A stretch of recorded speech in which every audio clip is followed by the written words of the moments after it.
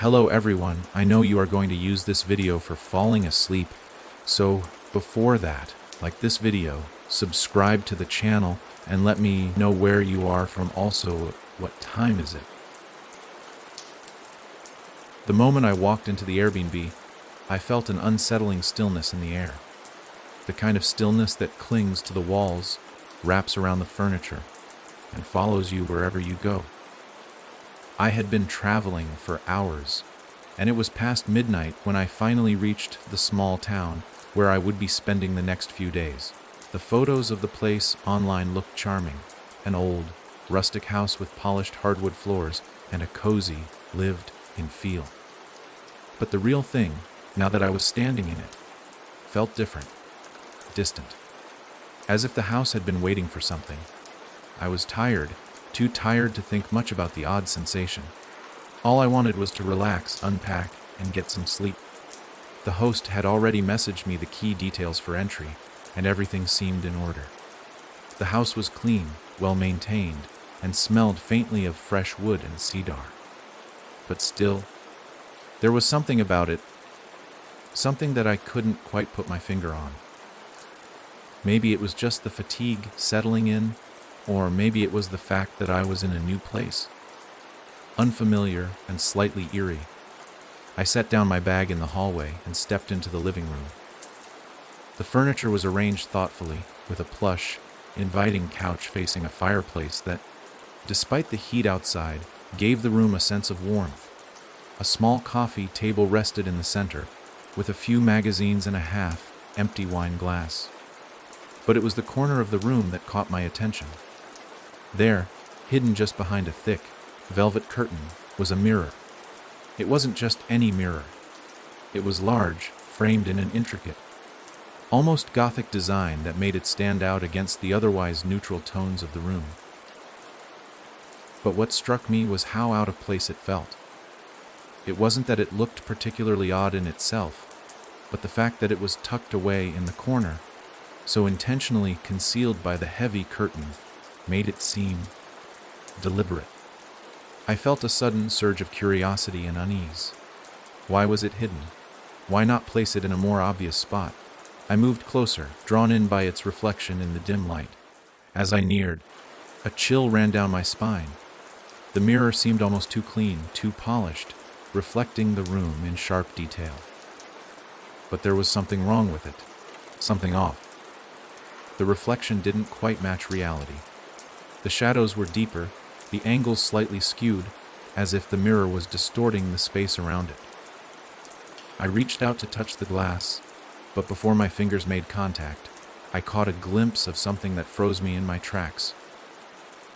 A small red dot, barely visible in the top corner of the frame. It was the size of a pinhead, and at first I thought it was just a reflection of a light, or perhaps a small imperfection in the glass. But then, I noticed it wasn't just a speck of dust. It was a camera, a hidden camera. My heart skipped a beat. I stepped back, staring at the mirror. How had I not noticed it before?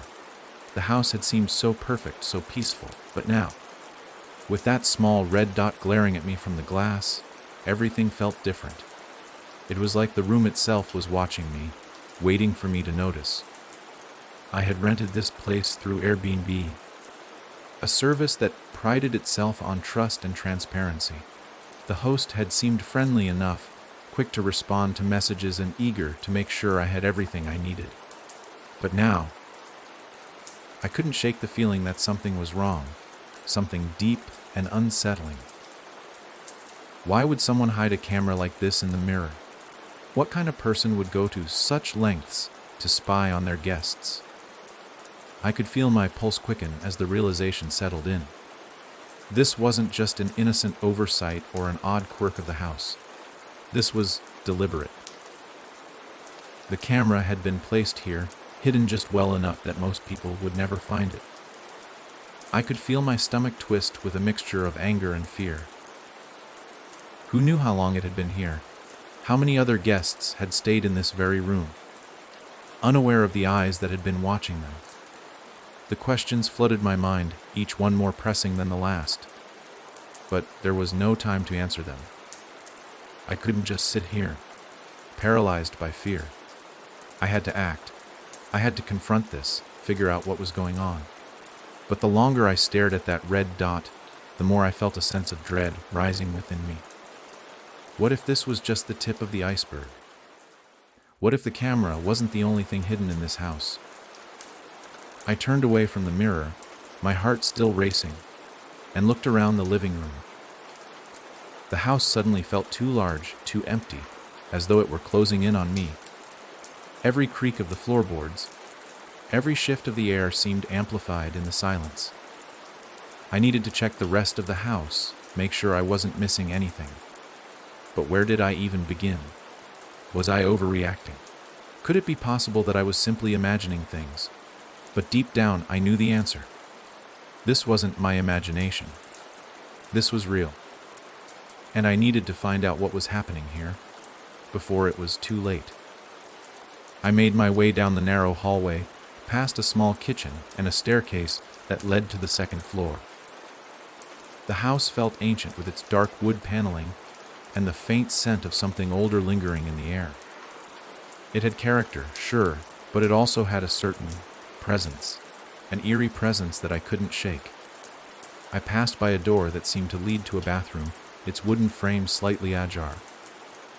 Without thinking, I pushed it open. The bathroom was small, tiled in muted shades of beige and white. But what caught my attention wasn't the bathroom itself, it was the mirror.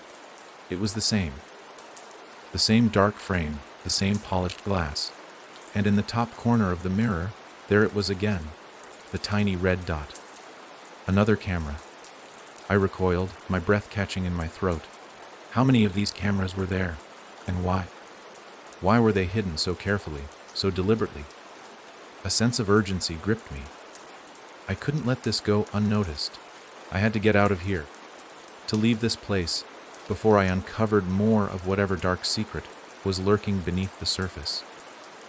But as I turned to leave the bathroom, my eyes fell on something that made my blood run cold, a small note tucked neatly beneath the edge of the sink.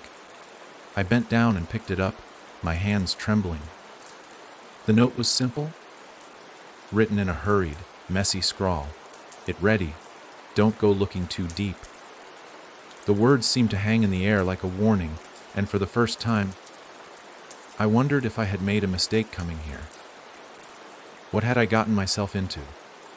I slipped the note into my pocket and stepped out of the bathroom, my heart pounding in my chest. There was no turning back now. Whatever was happening in this house, I was already too far in. And that's when I heard it. A soft, almost imperceptible noise coming from upstairs. Footsteps. Someone was in the house. But it wasn't the host. I was alone.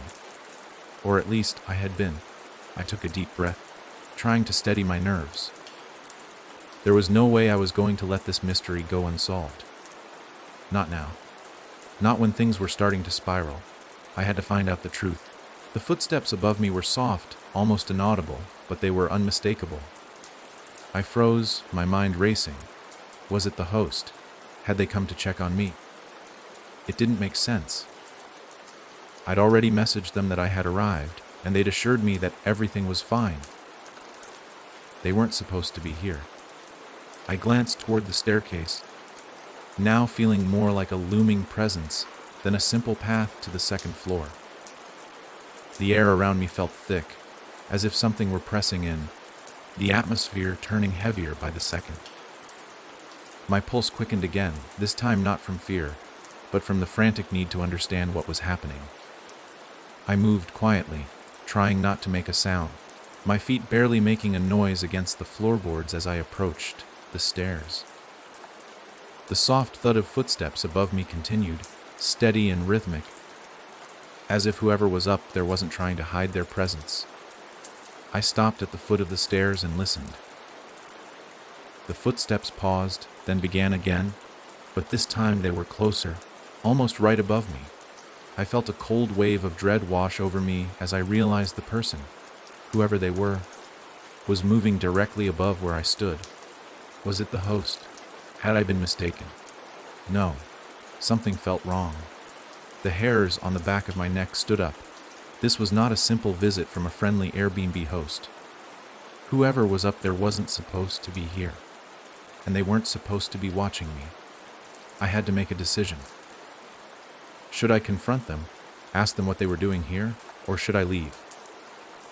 But even as I debated, I realized something worse. I didn't know if I could trust the door, the back door, the one I had come in through, was still unlocked. It was an easy escape route. But if the person upstairs was already moving about the house, they might have seen me. They might be watching me right now, waiting for me to make my next move. I glanced over my shoulder toward the mirror in the living room, the one with the camera. How long had it been there, hidden from sight, recording everything that happened in the house? How many times had I walked past it, oblivious, unaware of the tiny, unblinking lens silently following my every move? And now, here I was, wondering if I was already too deep into something I couldn't get out of. The camera in the mirror. The hidden cameras throughout the house. The footsteps above me. The note in the bathroom. The warning not to look too deep. But how could I not? My thoughts were interrupted by a new sound. The creak of floorboards. Someone was walking again, but this time it was louder, the sound more deliberate.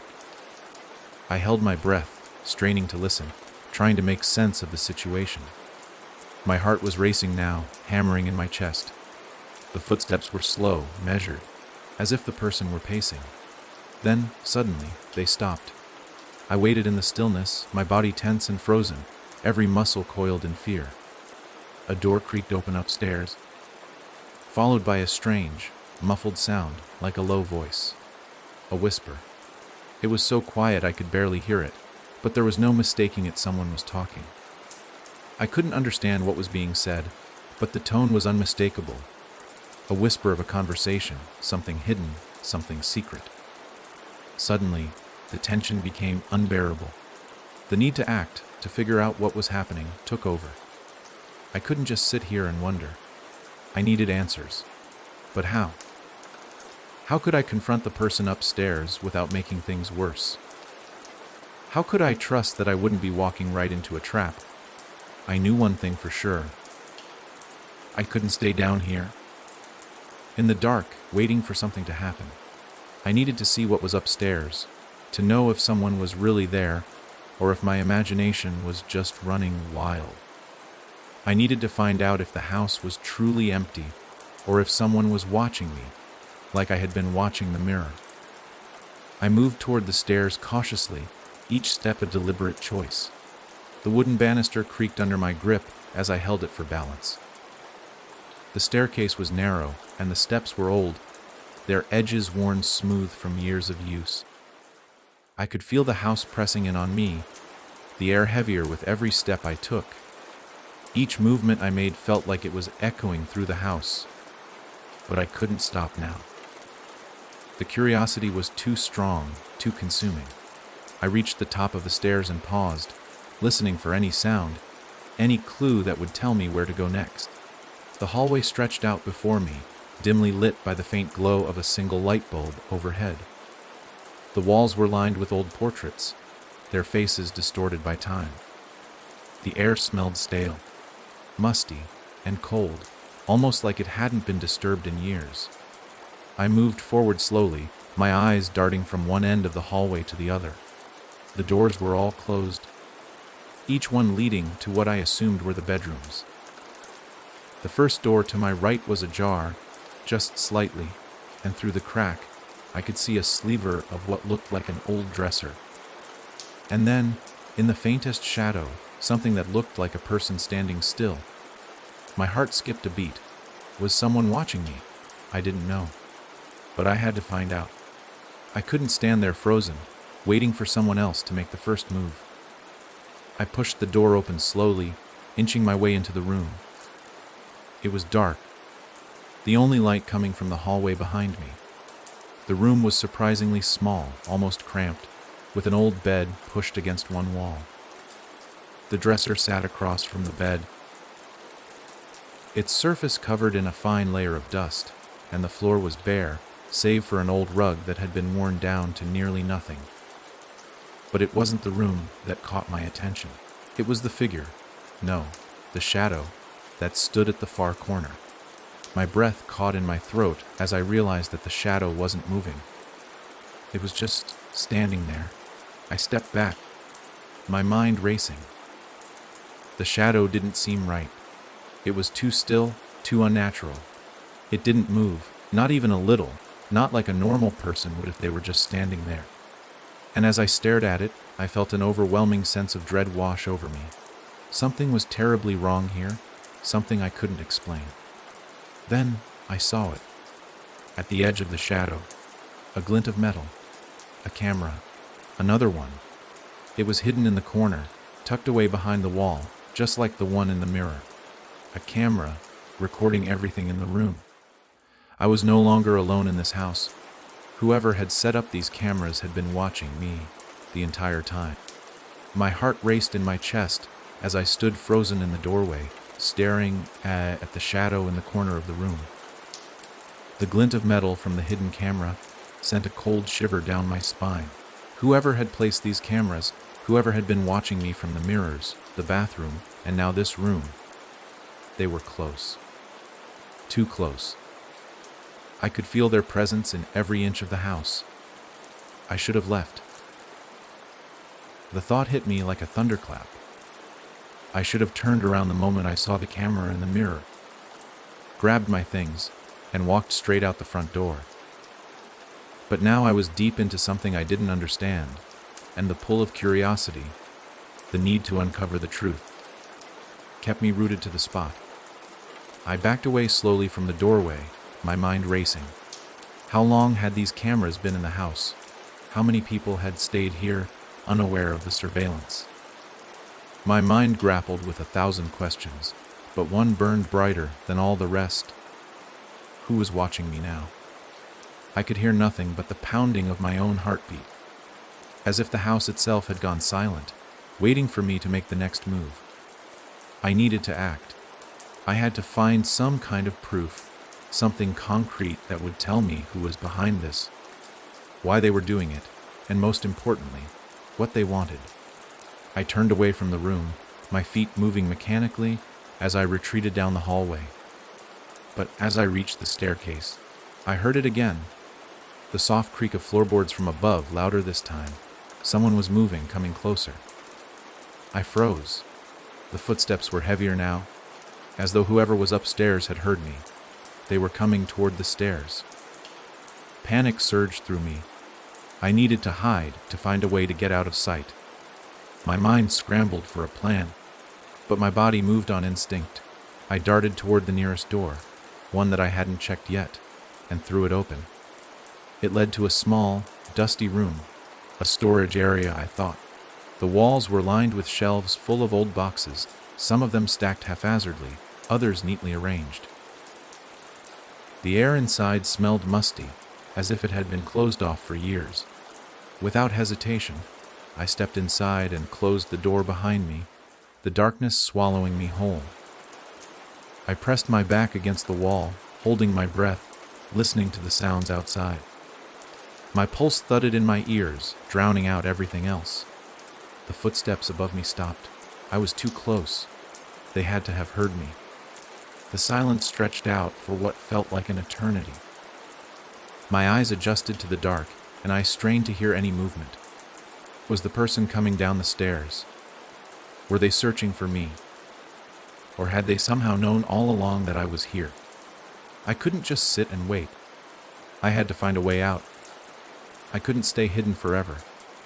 I needed to gather evidence, to expose whatever was going on in this house. The truth felt just beyond my reach, and I couldn't let fear stop me from uncovering it. Slowly, I made my way toward the far side of the room, where I noticed a small trapdoor in the floor. It was hidden beneath a rug, its edges barely visible. My hand shook as I knelt down, pulling the rug back to reveal the hatch. It was old, its wood worn smooth from years of use, but the latch was still intact, and with a quiet tug, it opened. Beneath the trapdoor was a narrow wooden staircase that descended into darkness. I hesitated, my heart thumping in my chest. It was pitch black below, and I couldn't even see where the stairs led. But there was something about the trapdoor, something about the way it had been concealed beneath the rug, that called to me. It felt like a secret, a hidden truth waiting to be uncovered. I stepped down cautiously, each footstep creaking against the wood as I descended. The air grew colder as I moved deeper into the darkness. It smelled damp, musty, like an old cellar. My hand brushed against the wall, seeking guidance in the dark. I tried to steady my breathing, but it was hard to stay calm with the weight of what I had just discovered hanging over me. At the bottom of the stairs, the darkness was almost complete. I could barely make out the outlines of shelves stacked with old crates and boxes. The space felt endless, as though I had entered another world entirely. But amidst the shadows, I noticed something that caught the dim light from above. A camera. It was positioned at the far corner of the room, blending in with the shadows. The same small red dot that I had seen in the mirrors, and the rooms upstairs gleamed faintly in the dark. I approached the camera slowly, my breath caught in my throat. There was no mistaking it. This was the source of the surveillance. Whoever was watching me had set up cameras in every corner of the house, hidden away so that no one would notice. It was a meticulous, deliberate plan.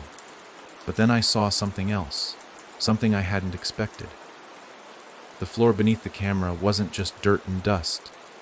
There were fresh footprints, leading toward a large, wooden chest at the far end of the room. The chest was old, weathered, its lock rusted from years of neglect. It looked like it hadn't been opened in a long time. But the footprints, the trail leading to it, told a different story. My hands trembled as I moved closer, the sound of my breath the only noise in the room. I reached for the chest, my fingers brushing against the cold metal of the lock. It didn't budge, but as I looked closer, I saw something strange. The chest wasn't locked in the traditional way.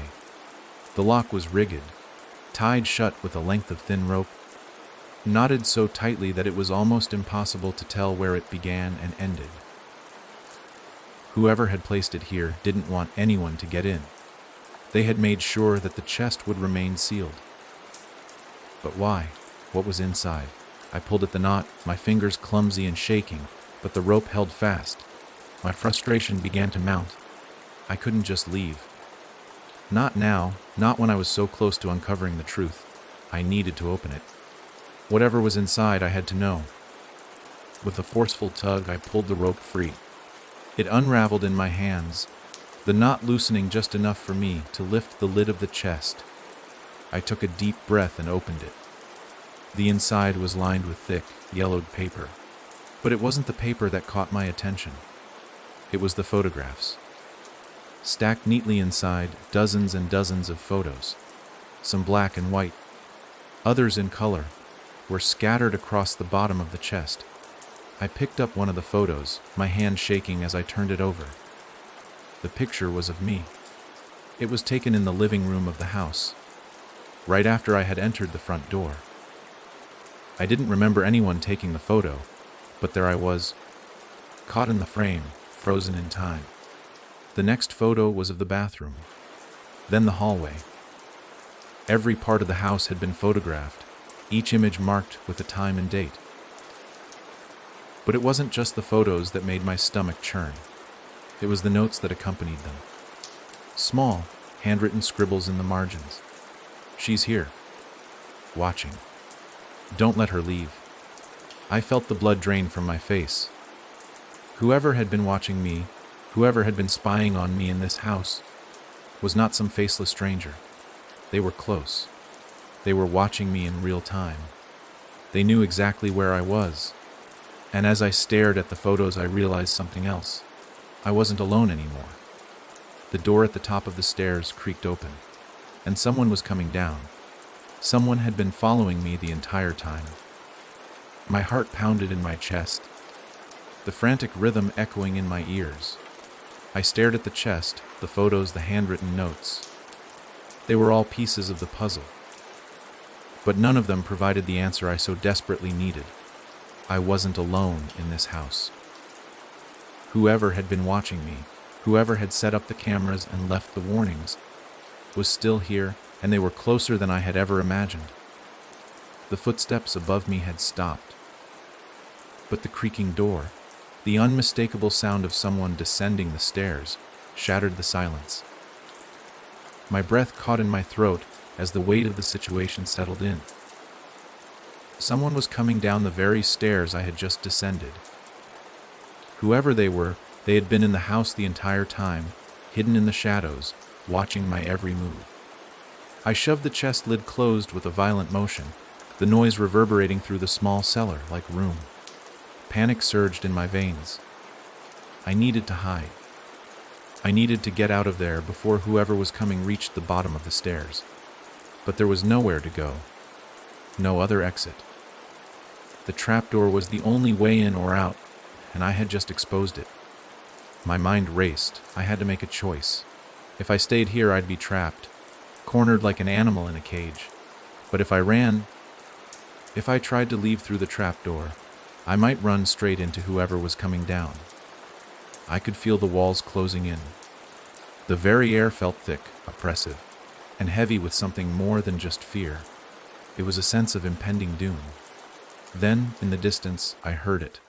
The softest rustling noise. The unmistakable sound of fabric brushing against skin. The gentle scuff of shoes against the floor. Whoever was upstairs, whoever was coming down, was moving with purpose. The noise grew louder, and I realized with a cold shock that they were almost at the bottom of the stairs. I didn't have time to think. I had to act.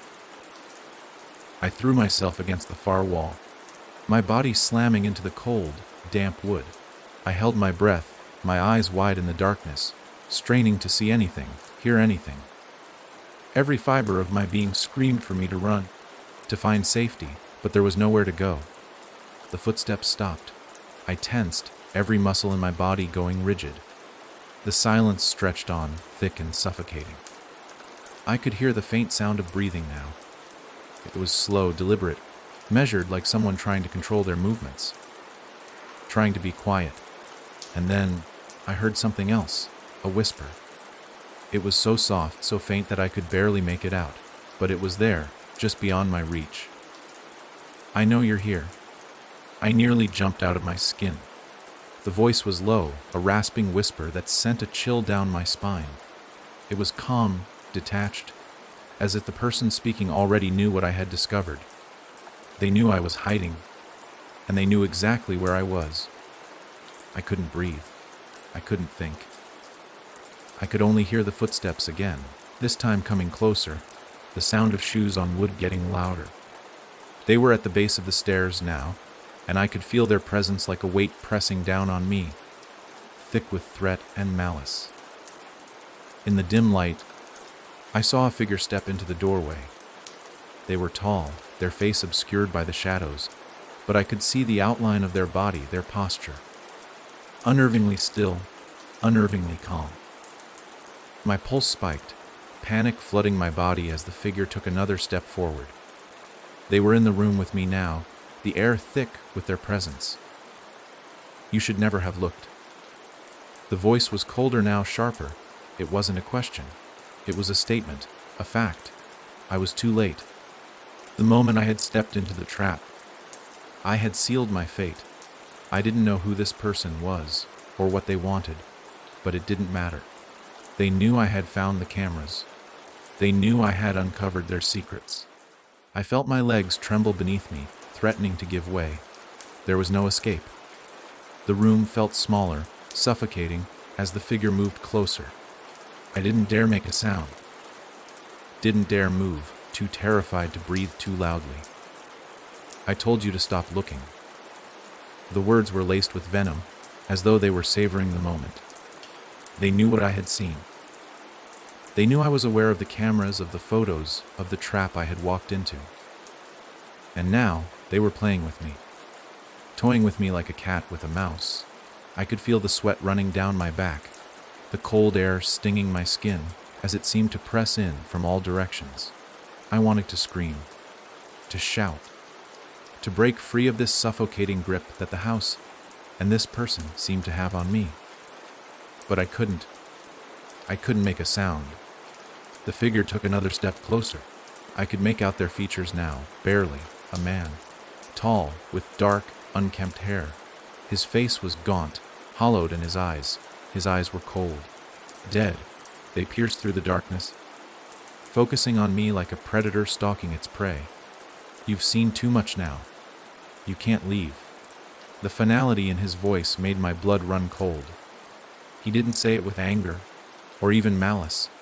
He said it as though it was a simple fact, as though there was no escaping it. And in that moment, I realized how utterly helpless I was. The room seemed to close in around me. The walls felt like they were pressing down, suffocating me. I didn't know if it was the fear or the dread of what was about to happen, but my head swam with dizziness. My body felt weak, numb, as though every nerve in my system was paralyzed by the overwhelming terror that radiated from the figure in front of me. You don't understand, do you? The man's voice broke through the silence again, his tone now tinged with something darker, something almost amused. He took another step forward, his eyes never leaving mine. He moved with a slow, deliberate pace, as though savoring my fear, my helplessness, and all I could do was watch him. This place, this house, it's mine. It's always been mine. And now that you've seen it, now that you've found the cameras, you're a part of it. Whether you like it or not. His words felt like a knife to the chest, each one driving deeper into me, carving out any hope I had left. I tried to steady myself, to gather the strength to fight back, but my mind felt foggy, my body paralyzed. You're not leaving here. I opened my mouth to speak, to scream, to beg for mercy, but the words stuck in my throat. I couldn't say anything. I couldn't do anything. I could only stare as he came closer, until there was nowhere left to retreat. The last thing I saw before everything went black was the gleam of his eyes. Dead, empty, and the faintest, cruelest smile forming on his lips. And then, darkness. I awoke in darkness. For a few moments, I couldn't remember where I was, or why everything felt so wrong.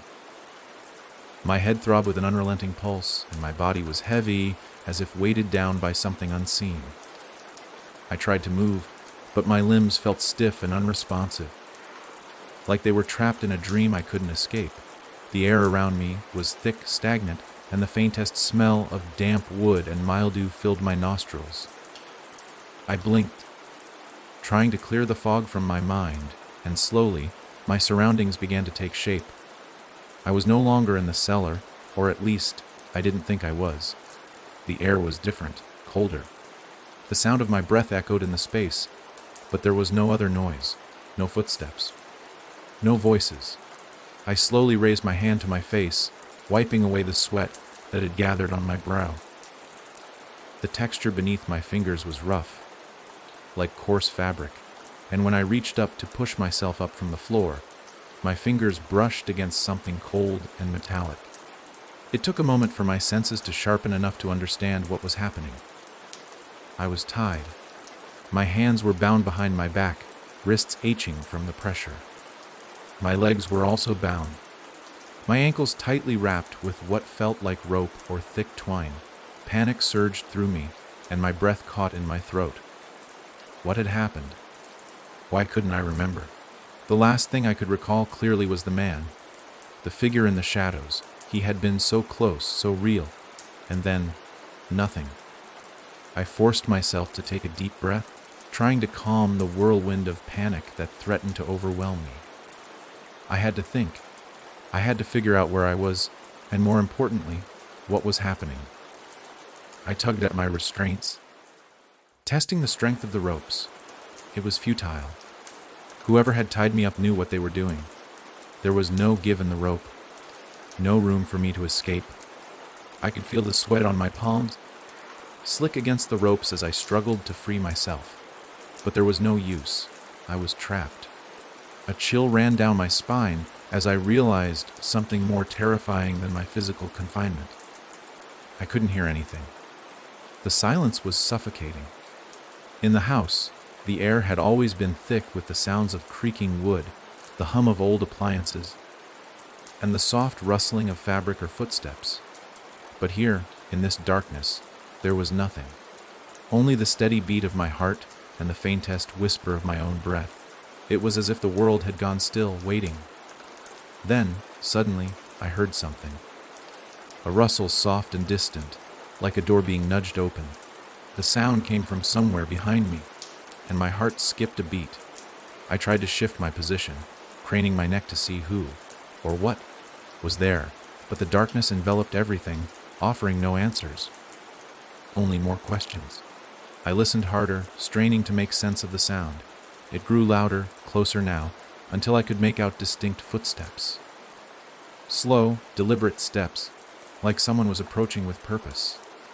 The footsteps stopped, and then I heard it. A voice.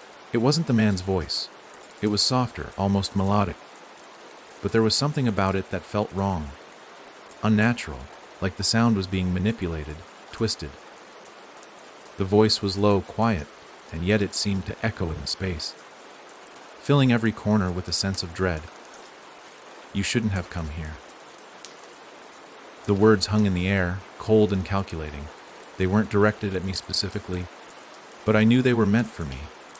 I wasn't alone. Whoever had been watching me from the cameras was still here, still pulling the strings. A rustle of fabric echoed in the dark, and I could hear movement around me, closer now. I felt a cold breath on the back of my neck, and then a hand touched my shoulder.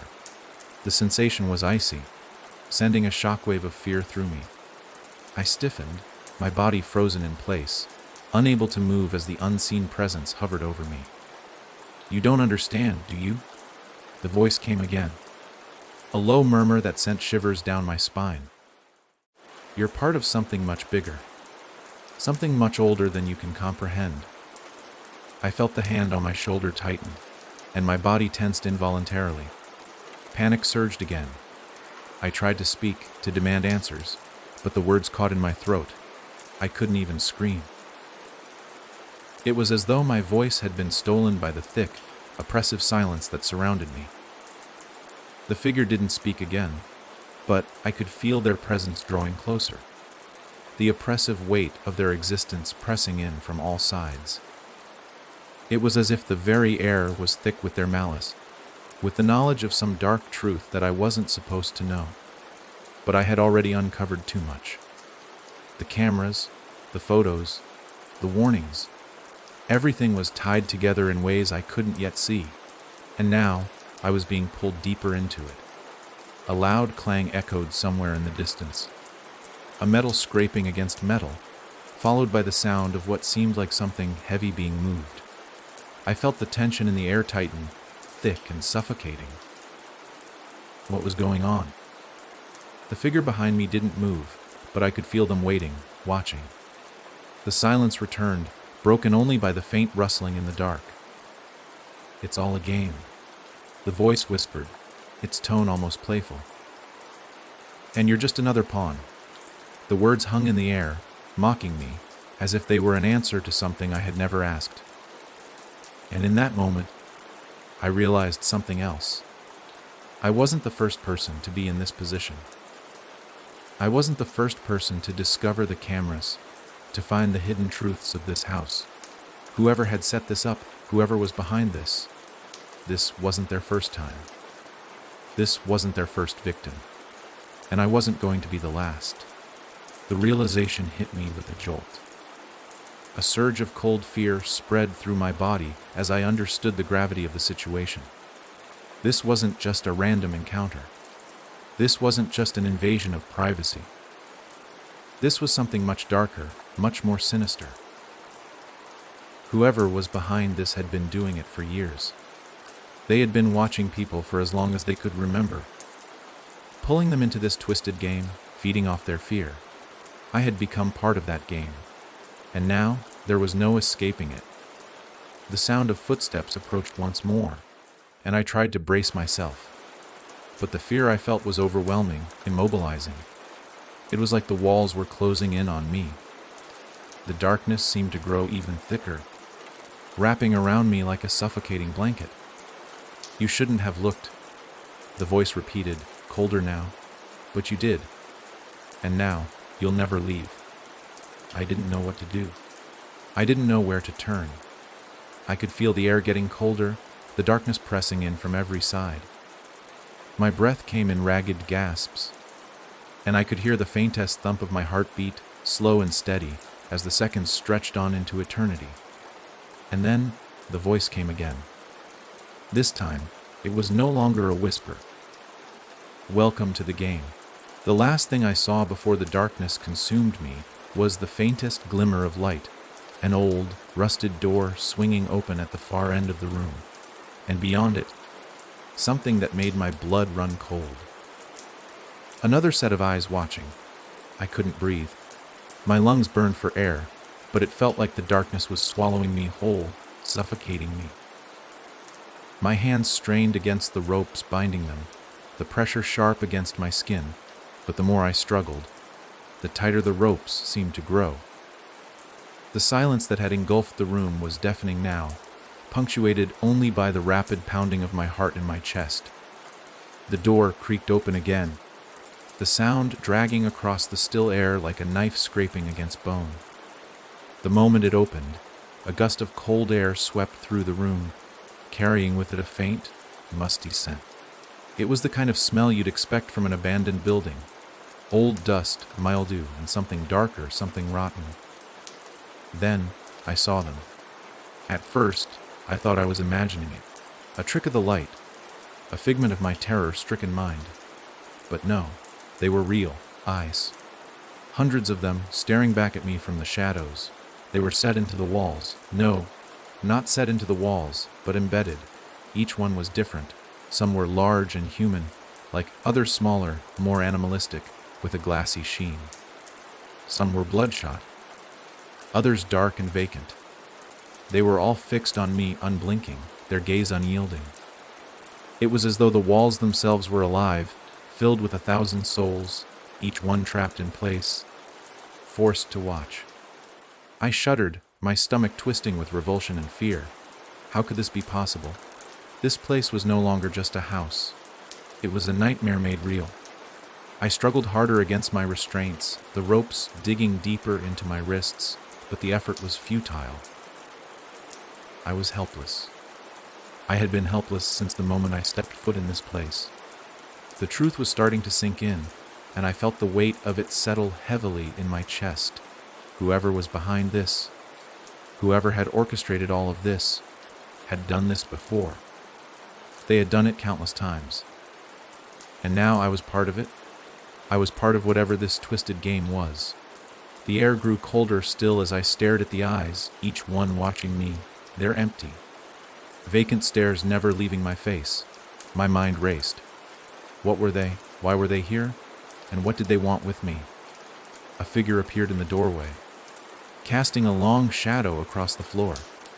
It was the same man from before, the one who had spoken to me in the dark. His face was just as cold and detached as I remembered, but now there was something else. A subtle, almost predatory gleam in his eyes. "You're beginning to understand, aren't you?" His voice was smooth, almost too calm, like he was speaking to someone who had finally started to grasp the game's rules. I couldn't speak. I couldn't ask him questions. The knot in my throat was too tight, and the terror was too overwhelming. All I could do was watch as he took a slow step into the room, his eyes shifting from me to the countless eyes that adorned the walls. "This is where it begins," he continued, his voice carrying an unsettling calmness. "The beginning of the end. You're part of something much bigger now. Something that stretches far beyond you, beyond your understanding." I swallowed, trying to steady myself. I wanted to scream, to shout at him to stop, to tell me what the hell was going on. But the words wouldn't come. It was like my throat was closing up, suffocated by the oppressive air around me. The eyes, they were everywhere, following my every move, every breath. You see, the man went on, a twisted amusement dancing in his voice. There are many like you, many who find this house and many who discover the truth, but few of them leave. And those who do, they don't remember, not truly. They forget, the memories fade and the game continues.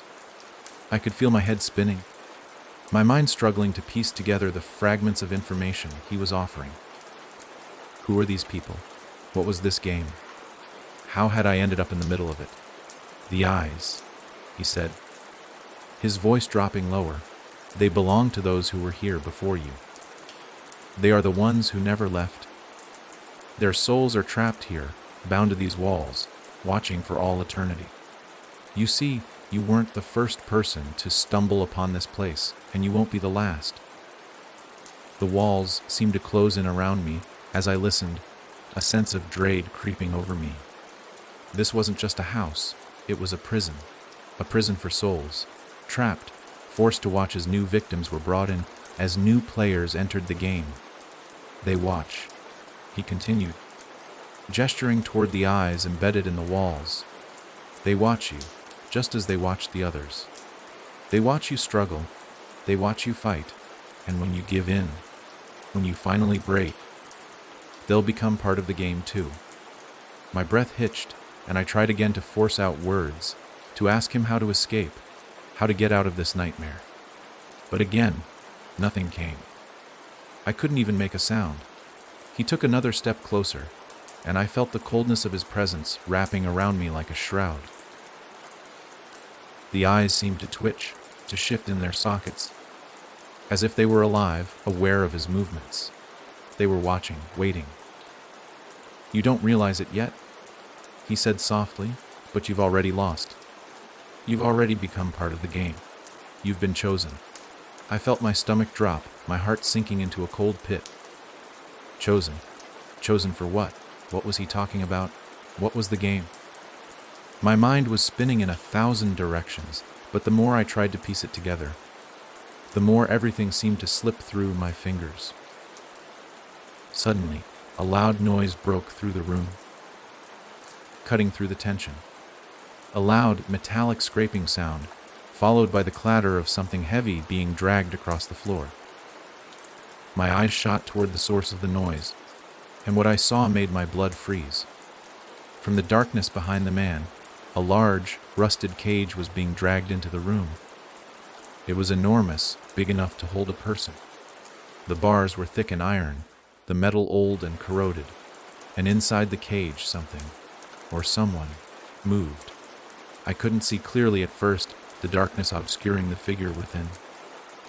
But then, the figure shifted, and the dim light revealed the truth. It was a person. A man, his eyes wide with terror, his body shaking violently. He was locked inside the cage, his hands pressed against the bars, his mouth opening and closing as if he were screaming for help, but no sound came. I stared frozen as I realized what this was. This was the end. This was where it all led. The man in the cage had been trapped just like I was. He was just another player in the game. Another pawn, and now I was next. The man who had been speaking to me looked over at the cage with a smirk, his eyes gleaming in the dim light. "Welcome to the game," he said again, his voice laced with twisted pleasure. "You'll understand soon enough." And then, as the eyes in the walls seemed to watch me more intently than ever, I felt the cold, suffocating darkness close and around me. There was no escape. The cage creaked, its iron bars groaning under the weight of the man's frantic movements. His hands pressed against the cold metal, but it was no use. He was trapped, just like me. His eyes met mine for a split second, and in that brief exchange, I saw the same fear I felt reflected in his gaze. He was as much a prisoner as I was, caught in a game far beyond anything either of us could understand. I wanted to scream, to shout for help, but my throat was tight, choked by a sense of despair that made it feel like I had already lost. The walls of the room seemed to close in on me, the eyes watching from every corner, judging, waiting. The cold that filled the room seeped into my bones, making me feel like I was suffocating in my own skin. The man in the cage continued to tremble, his breath shallow, panicked. His eyes darted around the room, searching for an escape, but there was none. There was only the cage, the walls, and the eyes. Always the eyes. "Help me," he whispered hoarsely, his voice barely audible. His words hung in the air like a desperate plea. "Get me out of here, please." I wanted to reach out to him, to offer some kind of solace, but I couldn't. I couldn't even move. My body was still bound, my legs useless, my hands sore from struggling. It was like the very air itself was holding me in place, keeping me rooted to the floor, unable to break free. The man's eyes were wide with terror, his gaze never leaving mine as he shook the bars of the cage, his efforts growing more frantic. But as he did, I saw something that made my blood run cold, a shadow moving behind him. It was there, lurking in the darkness, waiting.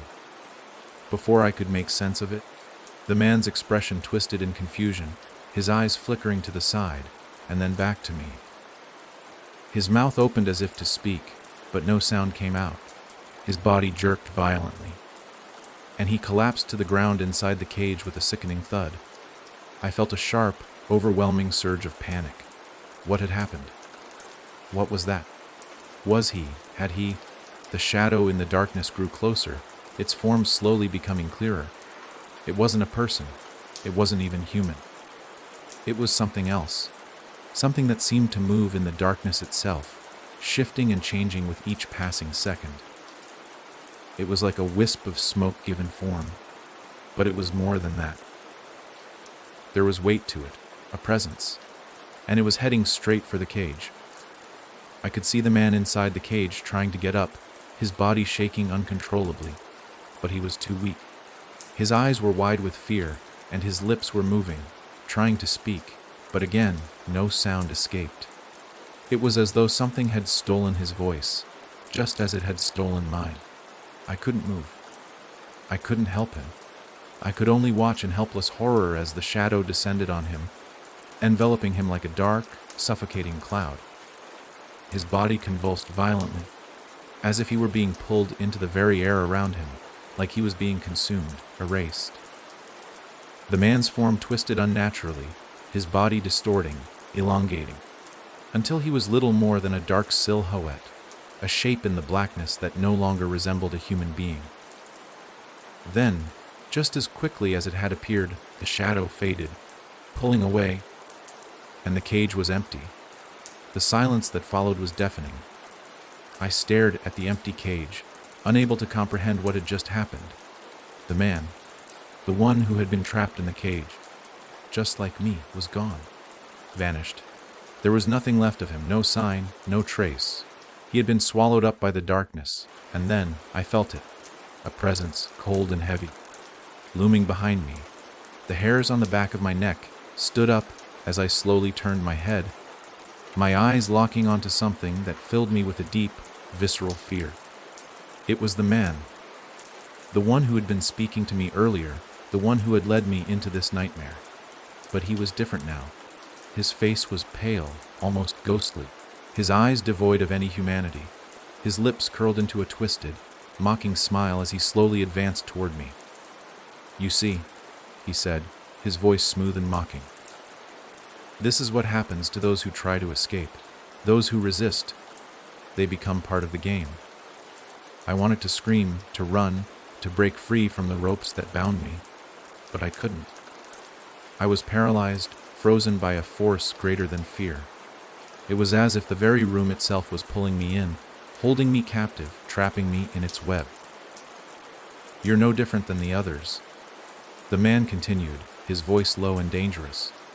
"You think you can resist, you think you can fight, but in the end, we all become pawns in this game. You'll learn soon enough, you'll become just like them. You must choose." I looked around frantically, my eyes darting from corner to corner, but there was nothing. No doors, no windows. Just the figure chained to the wall, its form twitching and shifting in the darkness. There was no escape, no way out. "Choose what?" I demanded, my voice shaking. "What do you want me to choose?" A cold breeze blew through the room, carrying with it a sense of finality. "The first door you opened," the voice said. "You made the wrong choice. Now you must make another. One that will decide your fate. One that will decide if you live or die." My blood ran cold. The first door. The room with the figure bound to the chair. The room where the creature had emerged. I had made a mistake by choosing that door. And now I was being punished for it. I turned my eyes back toward the chained figure. And I saw something in its eyes. Something that hadn't been there before. It wasn't just rage anymore. It was pleading. Pleading for release, for freedom. The creature was still moving. Still shifting beneath its skin. But now it was no longer screaming. Instead, it seemed to be waiting, as though it had accepted its fate. I felt a sickening realization seep through my body. I was being given a choice, but it wasn't a simple one. This wasn't a choice between two doors or two paths. It was a choice between life and death. Between escaping the nightmare or becoming a part of it. The walls seemed to close in further, the space becoming smaller, more claustrophobic. The chains on the figure rattled once more. But this time, I noticed something else. A key. The key was hanging from one of the chains, glinting in the dim light. The figure's gaze shifted toward it, and I understood. The key was the answer. It was the key to freedom, if I could reach it. But as I took a step toward the chained figure, I heard the voice again, and this time, it was colder, more insistent. "You've already made your choice." I froze. The realization hit me like a physical blow. The choice I was given wasn't just a matter of unlocking the chains or taking the key. It was about accepting what I had become, part of the game. I was a player, and the rules of the game had already set me on this path. There was no turning back, no escaping. "You are part of this now," the voice whispered, echoing around me. "And now you will play. To the end." Suddenly, the room began to shift once more. The walls cracking and groaning as if they were alive, as if they were responding to the very words that had just been spoken. The air around me thickened, and I felt the cold presence of something ancient and dark, closing in. The figure in front of me let out a final, desperate cry, its form disappearing into the shadows. The chains rattled and then fell silent. The voice, the one that had guided me, that had manipulated me, spoke one last time. "Your game has just begun." The room fell silent. And I was left alone, standing in the dark, with nothing but the weight of the choice that I had made, and the crushing certainty that there was no escape. The room felt like it was alive, its walls breathing in rhythm with my panicked heartbeat. I could still hear the fading echoes of the chains rattling, the final cry of the figure. The emptiness that remained after it vanished was deafening. Everything around me seemed to pulse with an unholy energy, as though the very space was aware of my presence, watching, waiting for the next move. I had no time to process everything that had just happened. The voice, the figure, the key. There was no time to mourn the broken pieces of my sanity, the fractured remnants of my will to survive. The game, whatever it was, had already taken its toll. I was no longer just a player. I had become part of it. But what did that mean? What was the game? I turned in a circle, my head swimming, as I tried to make sense of the bizarre and twisted events that had unfolded. I had made a choice, the wrong one. I knew that much. I had opened the door, stepped into that room with the figure, and from there, it was as if everything had spiraled out of control. I was trapped in this nightmarish web, caught in its clutches with no way out. The walls seemed to shift again, the floor beneath me trembling slightly, as though some unseen force was testing its limits.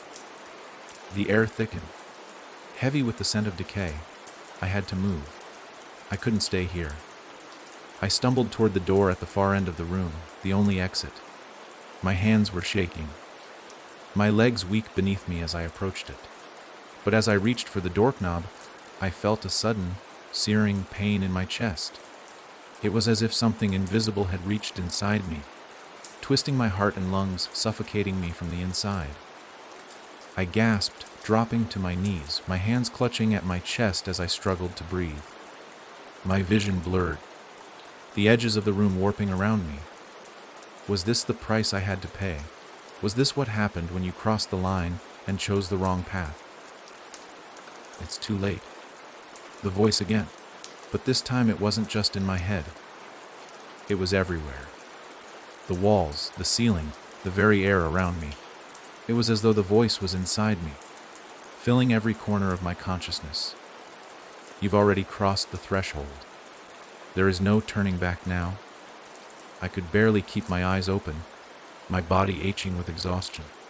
But I forced myself to focus, to understand what was happening. This wasn't just about surviving. This was something worse. The game had its claws in me, and it was dragging me deeper with every passing moment. The voice whispered again, its words more chilling this time. You are part of the house now.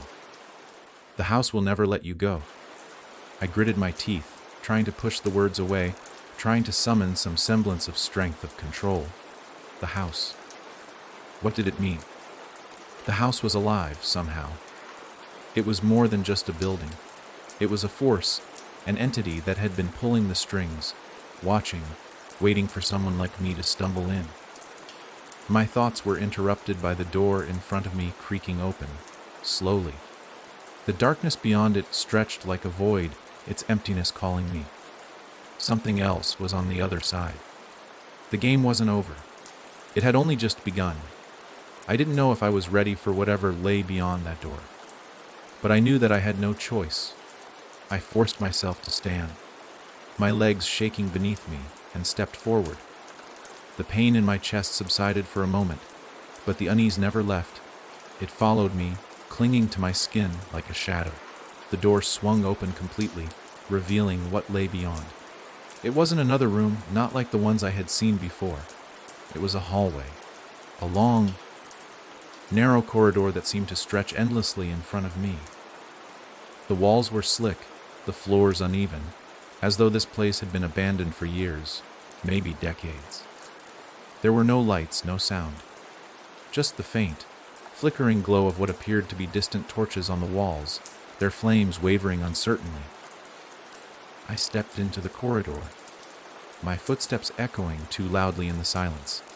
The air was thick with dust, and the walls seemed to close in around me with every step I took. The further I went, the more oppressive the atmosphere became. The temperature dropped, and I could see my breath misting in front of me, the chill settling deep into my bones. I turned a corner and found myself face to face with a door. It wasn't like the others. It was old, weathered, the wood cracked and warped with age. There was a strange symbol carved into the door, an intricate, swirling design that almost looked like it was moving. I stared at it, feeling a strange pull, as if something deep inside me knew this door was meant for me. I reached out without thinking, my fingers brushing against the cold wood. As soon as I touched it, the symbol glowed faintly, the edges of it shimmering in the darkness. A voice whispered, not from the walls, but from inside my mind, as if the house itself was speaking directly to me. Open it. The command was clear. It wasn't a suggestion. It was an order. I hesitated for only a moment before I turned the door knob. The door creaked as it slowly opened, revealing what lay beyond. The room was unlike anything I had seen before. It was vast, stretching out far beyond the walls, as if the space itself had no limits. The floor was a mirror, reflecting everything around me, but in a twisted, distorted way. The ceiling above was covered in intricate, shifting patterns, like some kind of map or diagram I couldn't quite understand. The walls were lined with countless mirrors, each one reflecting different versions of me, warped, fractured, as if I were being pulled apart by some unseen force. In the center of the room stood a pedestal upon which rested a small, glowing orb. It pulsed with an eerie, steady light, casting long shadows across the room. My eyes were drawn to it. and for a moment, everything else faded away. I felt like I needed to touch it to take it into my hands, but before I could move closer, a figure appeared before me. A shadow at first, but then it took shape. It was another version of me. I stared at the figure in disbelief. It was me, but not. This version was calm, collected, and yet there was something dark in its eyes, something I couldn't place. "You've reached the final stage." It said, its voice smooth, almost comforting, but there was a sinister undertone. "The choice is yours now. Choose wisely." I stepped back, my mind racing. The game, this twisted, nightmarish game, had led me here, to this point. I didn't understand it, but I knew one thing for sure. I was being tested. The orb, the mirrors, the choices I had made, this was the endgame. The version of me before me stepped forward, its eyes locked onto mine. The game is not just about survival, it's about control. Who controls your fate? I didn't know how to answer. The game wasn't about winning or losing. It was about something else, something deeper. The figure smiled, a smile that didn't reach its eyes. "Choose," it whispered. And then everything went dark. I woke with a start, gasping for air, as if I had been holding my breath for an eternity. My body was slick with sweat, my heart pounding in my chest, but I wasn't in the mirror room anymore. I was lying on a cold stone floor, my arms splayed out beside me. The air was thick and heavy, the smell of damp earth clinging to my skin. For a moment, I lay there in confusion, blinking rapidly as I tried to make sense of where I was. Everything felt distant, as if I were still trapped somewhere between sleep and wakefulness, the edges of reality blurry. My mind kept flashing back to the moment I'd stood before the pedestal with the glowing orb, the shadowy version of myself urging me to choose. But that wasn't where I was now. I slowly pushed myself up, my arms trembling with the effort, and looked around. The room I was in was dark, the only light coming from a faint glow in the distance. I could barely make out the outlines of the walls, rough and jagged, as if carved from rock. This place? This wasn't a house. It wasn't part of the game. It was something else entirely. I stood, unsteady at first, my body stiff from what felt like an unnatural slumber. But the moment I stood, the ground beneath me trembled slightly, and I felt a shift in the air. There was something watching me, something that had been waiting. And then I heard it, the low, echoing sound of footsteps. My breath caught in my throat, and I immediately stepped back, my heart hammering in my chest. The footsteps weren't my own. They were too deliberate, too controlled. Someone, or something, was coming toward me. The sound grew louder, and the dim glow ahead of me intensified. Slowly, I began to move toward it, my body moving almost on instinct, drawn to the light as if it were the only thing that could offer me some shred of safety. As I reached the source of the glow, the walls around me seemed to dissolve, revealing an expansive chamber, so large that I couldn't see the edges. It was bathed in an eerie, sickly green light that emanated from the center of the room, from something I couldn't yet see. The air was thick with tension, and as I moved further in, I began to feel an overwhelming sense of dread settling over me. And that's when I saw it. At the center of the room, perched on an altar-like structure, was a large, darkened shape. It was an orb, just like the one I had seen before, but this one was different. It pulsed with a deep, unnatural energy, the green glow surrounding it flickering in and out like a dying star. I could feel its power, its pull, even from a distance. The footsteps had stopped. I wasn't alone in the room anymore. A figure stepped forward from the shadows, emerging slowly into the light. My breath caught in my throat as I saw who it was. The man, the figure who had spoken to me earlier. The one who had guided me into the game, the one who had set all of this in motion. But there was something different about him now. His features were sharp, his eyes cold, and his presence was suffocating, like a shadow that followed me wherever I went. But this time, he wasn't alone. Behind him, another figure emerged from the shadows, another version of me. I froze. My heart skipped a beat as I recognized it. This was the same twisted version of myself that had smiled at me through the mirror. The one who had told me to make my choice. The one who had guided me through this nightmare. But there was something more insidious about it now. This version of me wasn't just watching. It was in control. It was the puppet master. The one who had been pulling the strings from the very beginning.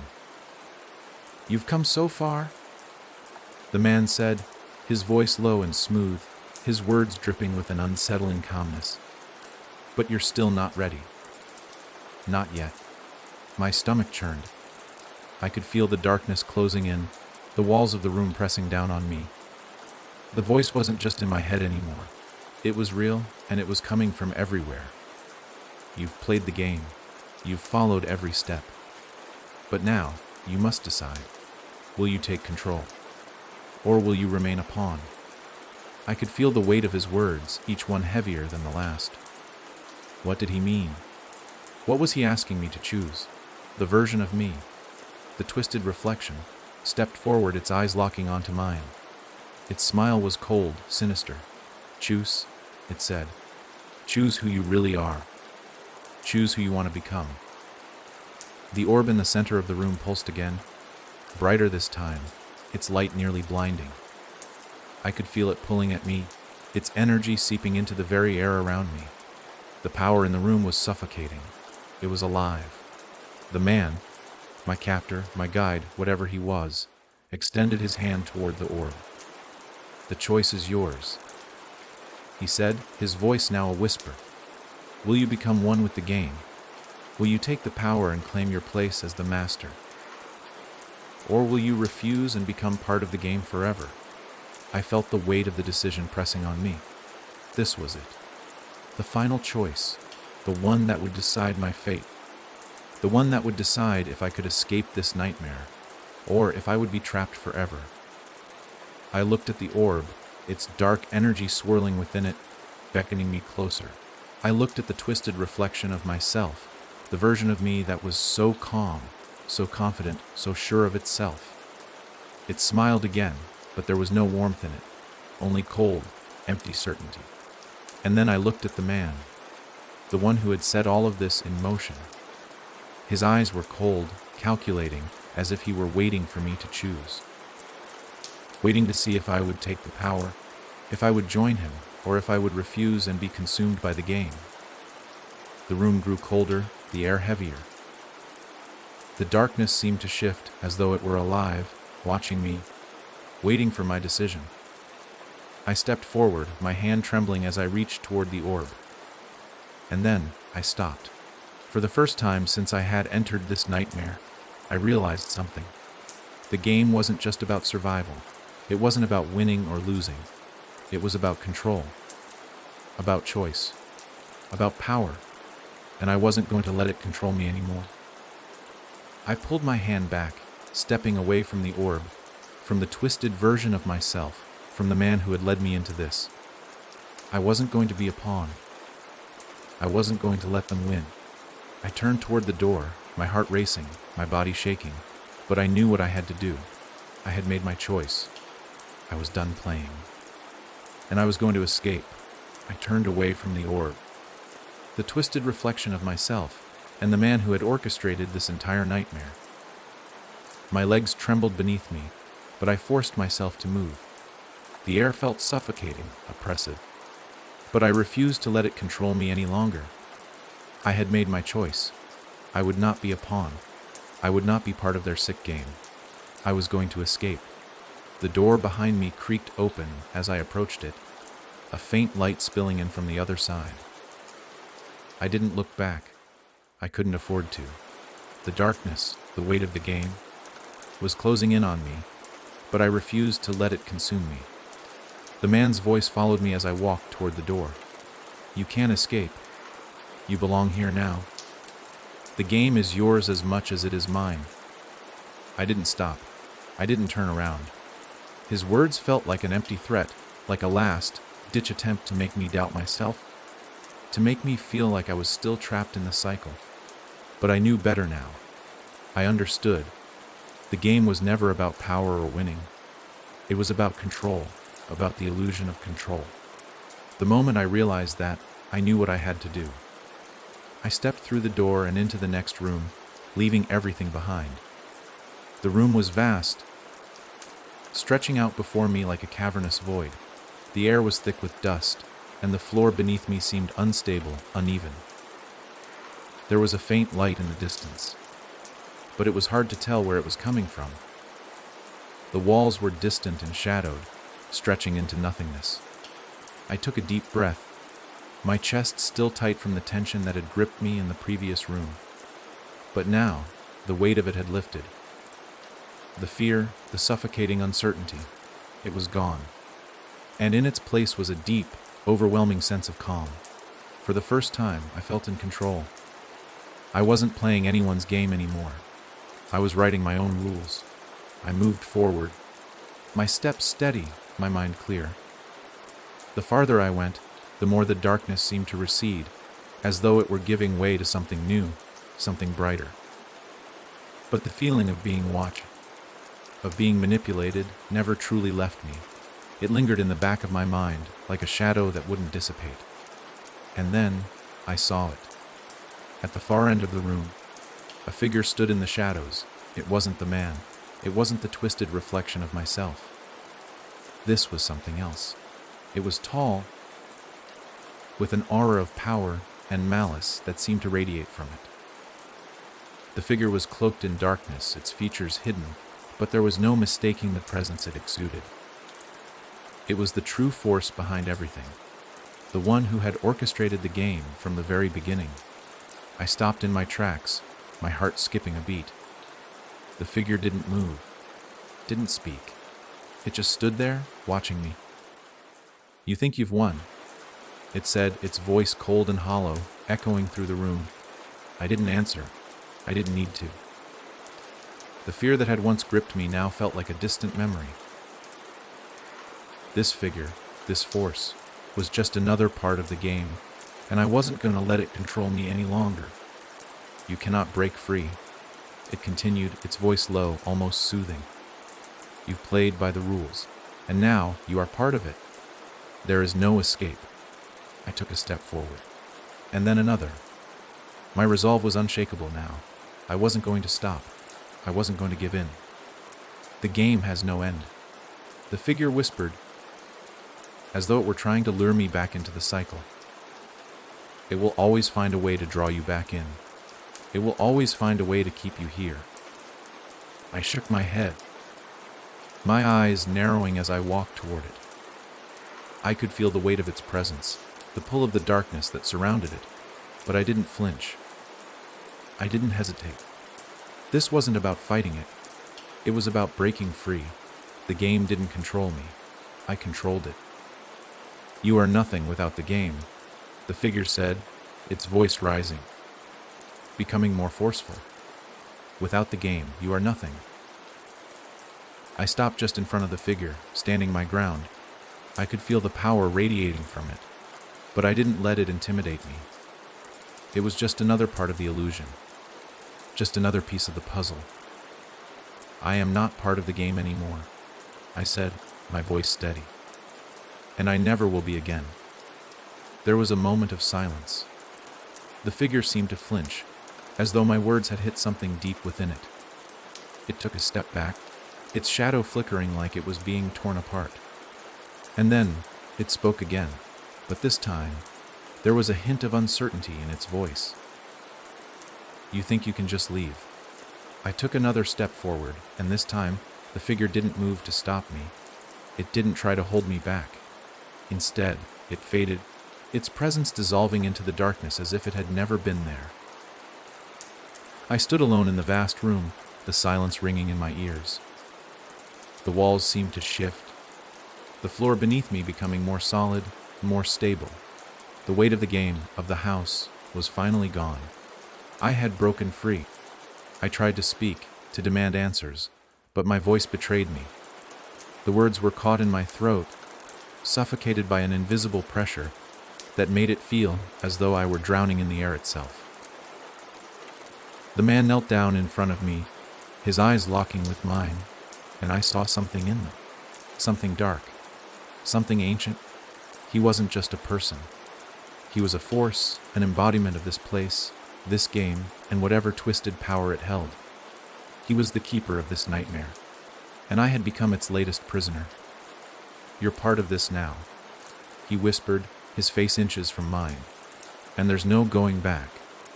The words hit me like a physical blow. A sickening realization settled in my chest as I understood the full gravity of my situation. There was no escape. Not for me. Not for anyone who entered this house, this game. Once you were in, you were trapped. Forever. The man stood up, his eyes never leaving mine. He took a step back, his gaze flickering to the eyes embedded in the walls, and I saw the faintest glimmer of something. Satisfaction, pleasure, maybe even joy, in his expression. "You'll learn," he said again, almost as if he were savoring the moment. "You'll learn what it means to be part of this game. You'll learn what it means to be watched. And once you understand, there's no turning back." He turned away from me, his footsteps echoing in the silence as he walked toward the door. But before he reached it, he stopped and looked back at me. "The game is just beginning," he said, his voice chillingly calm. "And you have a long way to go." With that, he stepped out of the room, leaving me alone in the suffocating darkness, surrounded by eyes that would never blink, by walls that would never forget. The game had only just begun, and I was trapped in it. Forever. The door slammed shut behind him, and I was plunged back into complete darkness. My breath came in shallow gasps, my chest rising and falling rapidly as I struggled to process what had just happened. The man, the keeper of this hellish place, had walked away, leaving me alone in the room filled with eyes. I was still bound, my hands tied painfully behind my back, and though every muscle in my body screamed for release, I couldn't move. I tried to think, to make sense of everything, but my mind was foggy, clouded by the terror, the impossibility of what I had just witnessed. The man, he wasn't human. No, he couldn't have been. And those eyes, the ones embedded in the walls, they weren't just there to watch me. They were watching everyone. They were waiting for something. What was the game? My thoughts swirled, desperate for answers, but the overwhelming feeling of helplessness drowned them out. I felt like a puppet, strings pulled tight by invisible hands, as the oppressive weight of the darkness suffocated every breath I took. I tried to move, tried to twist my wrists free from the ropes, but it was futile. My arms were sore and stiff, and the ropes were tied too tightly to allow any slack. The shadows in the room seemed to stretch and pulse around me, the eyes watching me relentlessly, their vacant, empty gaze burning into my skin. They were everywhere. No matter where I turned, I saw them. Their gaze felt like a presence, pressing down on me, suffocating me, reminding me that there was nowhere to hide, nowhere to run. And then, something else shifted. A sound, faint at first, like the scrape of something being dragged across the floor. My head snapped toward the noise, my pulse quickening. I strained my ears, trying to pick up any other sound, any clue as to what was happening around me. The scrape came again, louder this time, closer. I felt a chill run down my spine. Was it him again? The man who had trapped me here. Was he coming back, or was something else coming for me? I strained against the ropes, the friction making my wrists burn, but I couldn't get free. My eyes darted around the room, searching for some clue, some hint of what was happening. The shadows seemed to move in unnatural ways, twitching and shifting like something alive.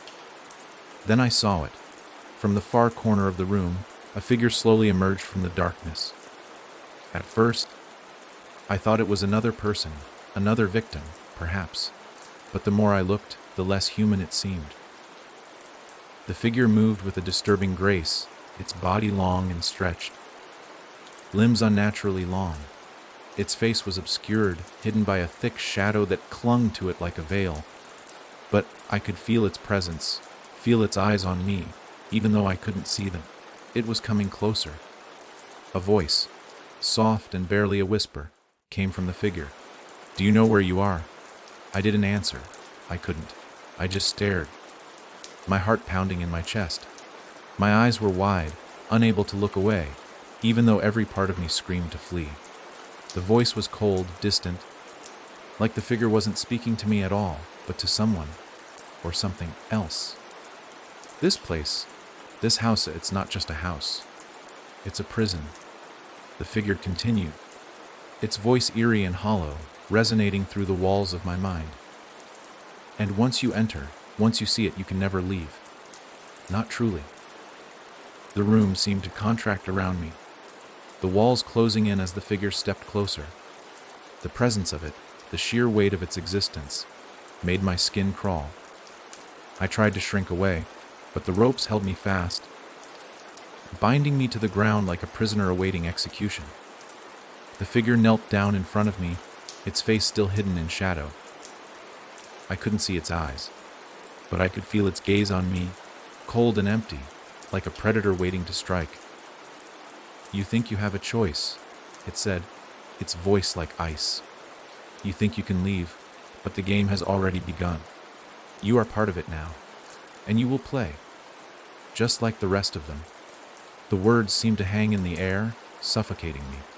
I was no longer sure if this was a dream, a hallucination, or something far worse. Every word that left the figure's mouth felt like a chain tightening around my throat. The eyes. "They see everything. They always have," it whispered. And for the first time, I saw its hand move toward me, stretching out like a skeletal claw. It hovered in front of my face, as if waiting for something. I didn't dare move, didn't dare speak, for fear that it would do something worse, something unimaginable. "You will see it too." The figure continued, its voice growing darker. "You will see it all. The game, the players, the watchers. And when you understand what it means to be a part of it, you will be ready. Ready for what comes next." I wanted to scream. I wanted to demand answers. But all I could do was sit there, frozen in terror, my body shaking uncontrollably as the figure's presence seemed to seep into my very soul. And then, just as I thought I couldn't bear it any longer, the figure stood up, slowly, as though savoring my fear. "You'll see them soon enough," it said, its voice now echoing through the room, "the other players. The ones who came before you. They're still here, somewhere." The figure began to retreat, its long limbs moving silently in the shadows, the darkness around it shifting like a living thing. The sound of its footsteps faded as it moved away, leaving me alone in the room. Still bound, still trapped. I didn't know how long I sat there, the weight of its words pressing down on me like 1,000 tons of stone. My mind was racing, my thoughts a blur of confusion and fear. What did it mean? The other players. Were they the ones whose eyes were now embedded in the walls, watching me? Were they the ones who had been trapped here before me? And why was I here? What did the game mean? The scrape of metal on stone returned, closer this time, and I could hear the sound of something, or someone, dragging across the floor. My heart raced again, panic rising as I strained against the ropes.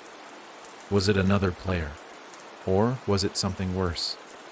The door creaked open once more, and my breath caught in my throat as I waited for whatever, or whoever, was coming next.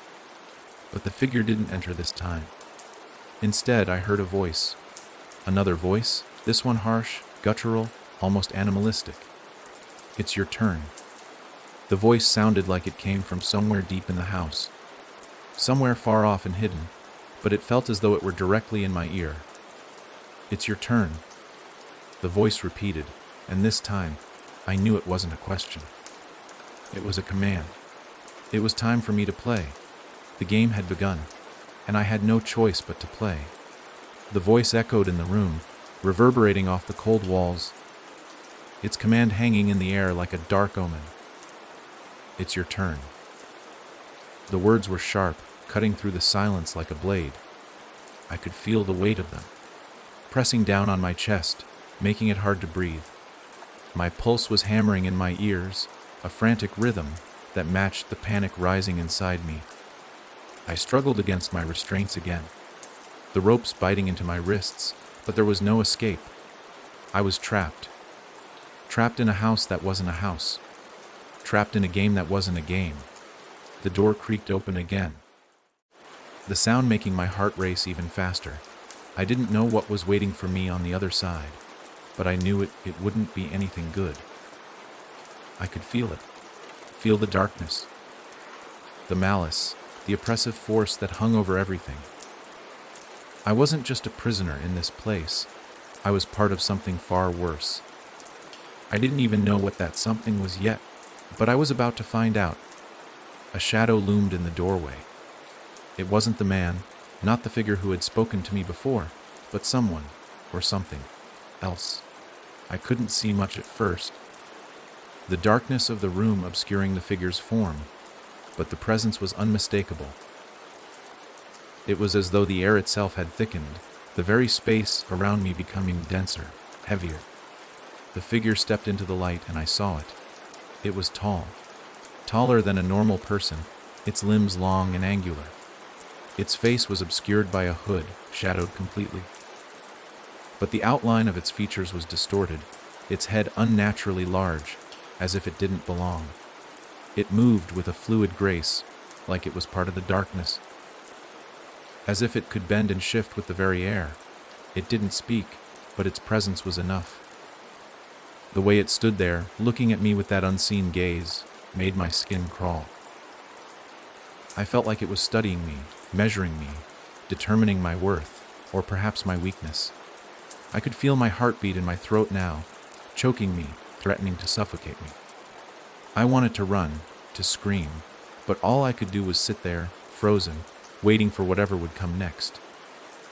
My mind raced through 1,000 different possibilities, but none of them made any sense. Why was I here? What did it want with me? What was the game? The figure didn't move at first, just standing there, cloaked in darkness.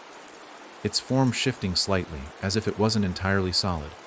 Then, finally, it spoke. Not to me, but to the air around it.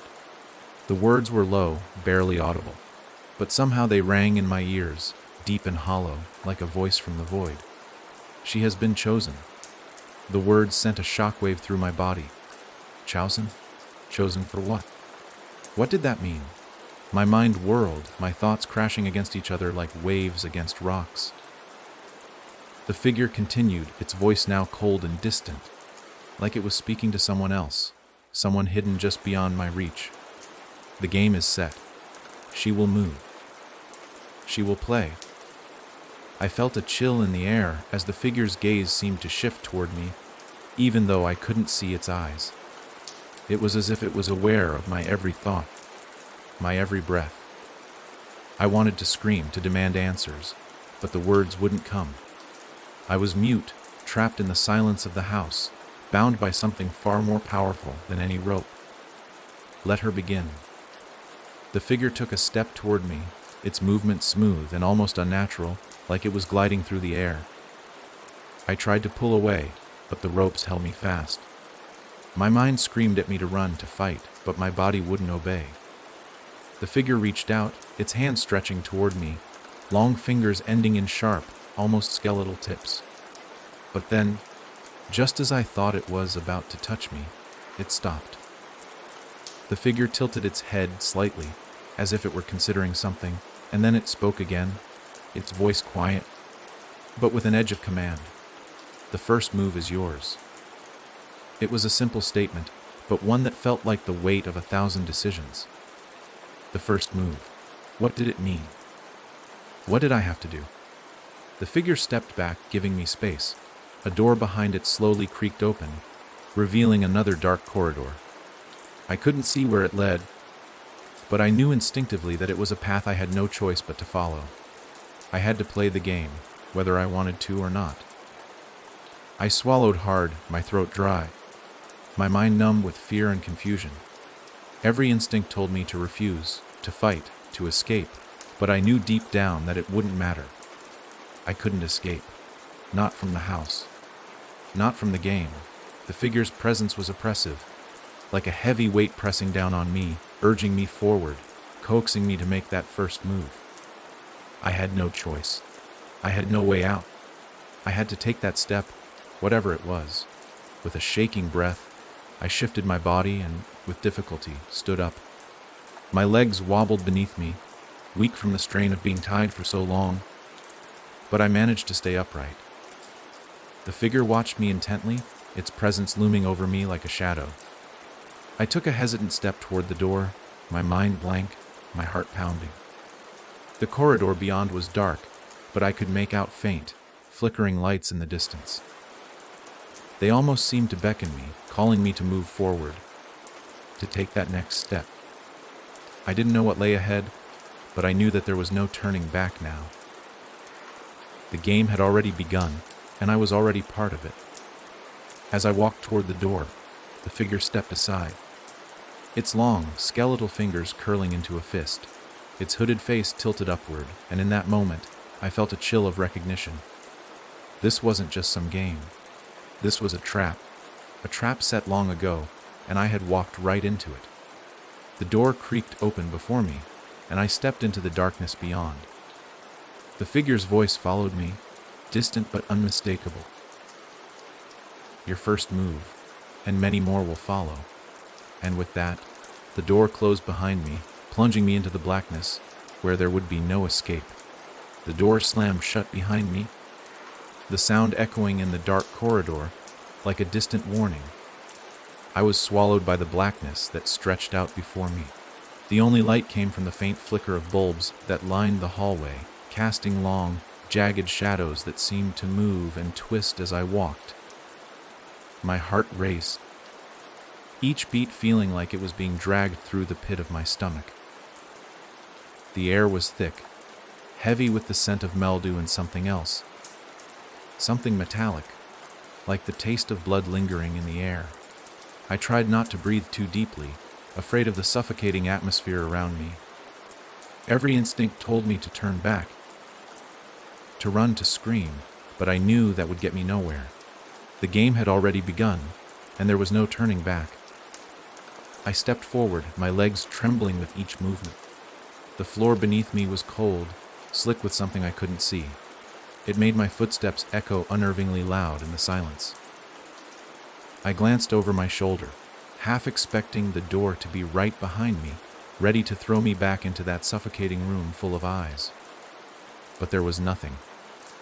The door was gone, replaced by an endless hallway that seemed to stretch on forever. The lights flickered again, casting their erratic glow across the narrow space.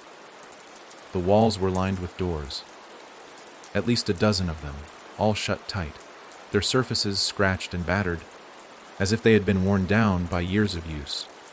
They all looked the same, and yet each one seemed to hold a different promise, different danger, different choice. I stopped in the middle of the hallway, my breathing shallow. I had to choose. The figure had said I would make the first move, the first step. But what did it mean? What did I have to do? Was this the game? Was I supposed to pick one of these doors? But what if I chose wrong? What if the wrong choice led to something worse than I could imagine? I felt a presence behind me, and I spun around, but there was nothing there. The hallway was still empty, silent, except for the soft hum of the flickering lights.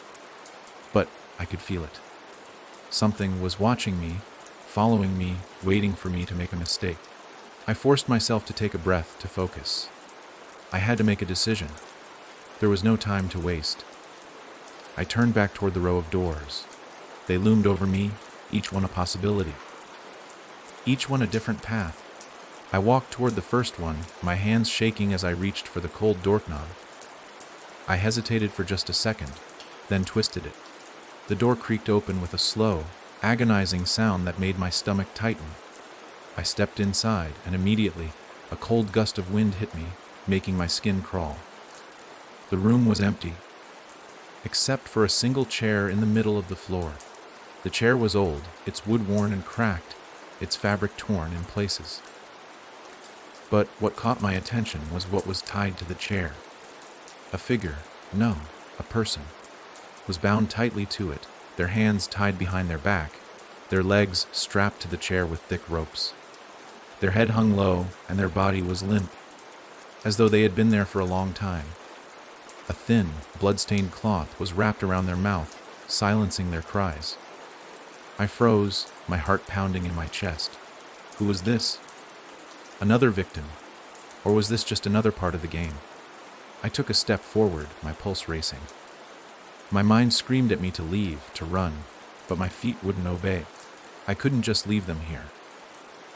Whoever this person was, they were suffering, just like I was. I had to help them. But as I took another step into the room, something shifted. The door behind me slammed shut with a force that made the walls shake. I spun around, fear gripping my chest, but there was nothing. The door was locked. The handle frozen in place as if it were welded shut. I was trapped. The figure in the chair stirred, their head lifting slightly. I could see their eyes now, wide and bloodshot, filled with desperation and fear.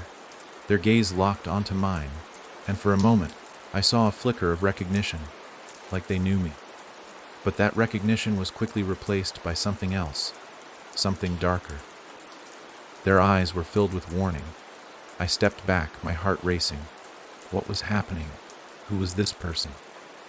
Why did they look at me like that? I didn't have time to answer those questions. Suddenly, the figure jerked violently in the chair, their body contorting in a way that shouldn't have been possible. Their head snapped back, and a guttural scream erupted from behind the cloth, muffled but still full of agony. The ropes that bound them seemed to tighten, constricting their body in unnatural ways. The air in the room thickened, becoming suffocating, as though the very atmosphere itself was closing in around us. And then I saw it, the reason for their torment. A dark, writhing mass seemed to emerge from the figure's body, slithering out from under their skin like a living shadow. It was a creature, or something like it, its form shifting and twisting in the air, a mass of shadows and limbs, its eyes gleaming with hunger. It moved toward me with unnatural speed, and I stumbled back in terror. I couldn't think. I couldn't breathe. I had to get out of there. I had to run. But there was nowhere to run. The creature lunged toward me, its limbs twisting as it closed in, its eyes glowing with malevolent intent. I stumbled backward, my legs giving way beneath me. But before I could fall, a sharp, invisible force slammed into me, pinning me to the ground.